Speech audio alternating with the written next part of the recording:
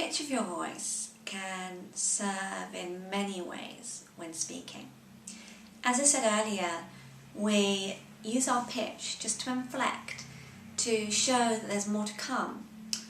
I might, for instance, want to pause and want to think a little bit more when I'm in mid-flow. And I can do this just by inflecting my voice. And when I do this, it can show you that I have more to say, just like I did just there. And I can pause and inflect. However, we need to be careful when we do this, because people all over the world do something called rising inflection. And this means that they question everything they say. So they might say, I went to the cinema last night. It was a really good film, or something along those lines. All of a sudden you think, do they really mean this? Are they questioning what they're saying? And it really gives the appearance of being a bit uncertain, lacking in confidence. So it's important to use commas and your pitch wisely.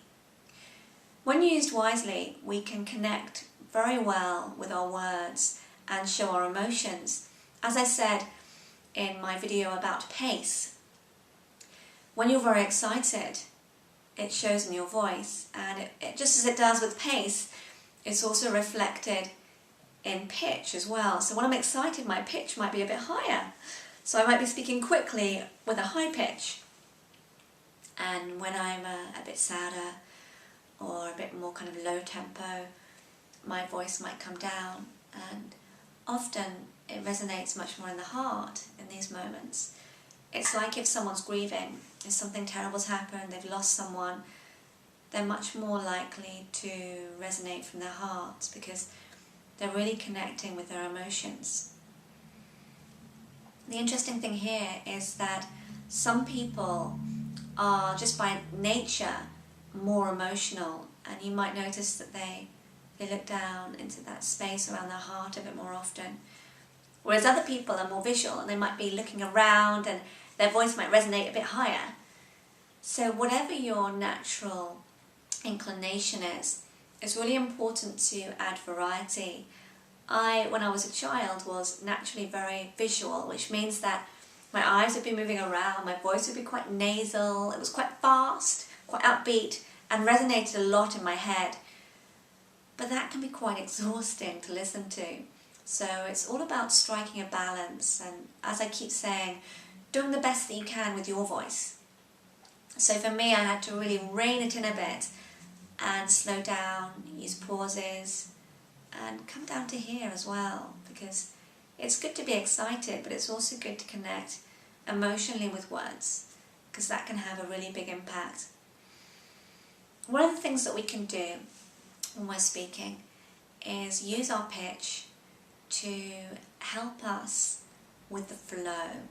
And I've got a few quotes here, I've got them on a piece of paper, so I apologise for any rustling around. I'm going to read this to you. I've got several quotes, and you'll notice that when I read, I still connect with you. So this is a really good lesson for people who might do readings in church or weddings or anything like that. It's very important to read and then connect, because if I read everything into the page, it creates a bit of a barrier, a bit of a separation between me and my audience.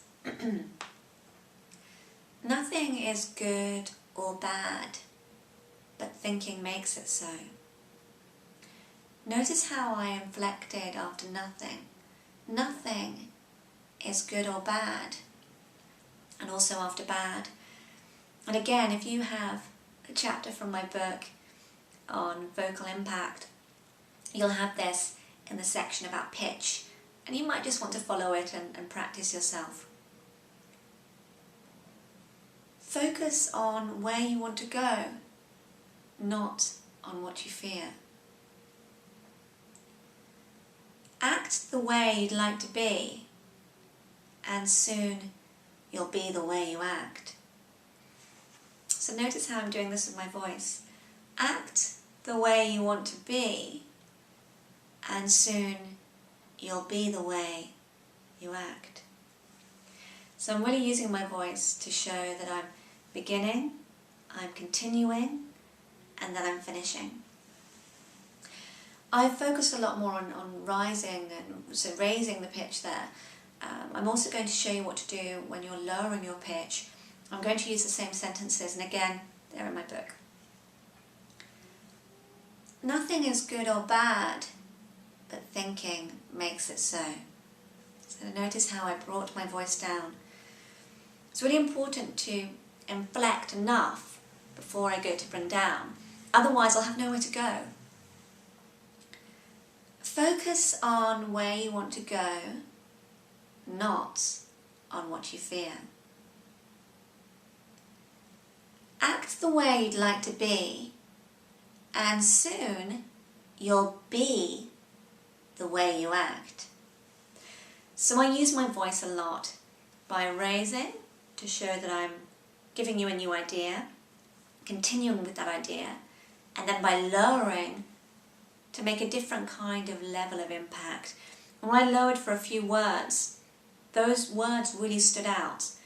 You see, it's all about changing. So variety really is the spice of life. It really is much easier for your audience to listen to things when you vary your vocals. So that could be pitch, pace, tone.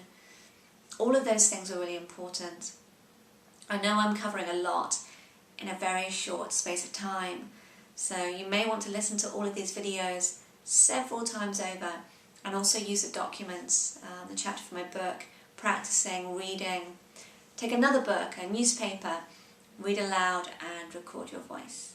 Okay, good luck. Keep up the good work.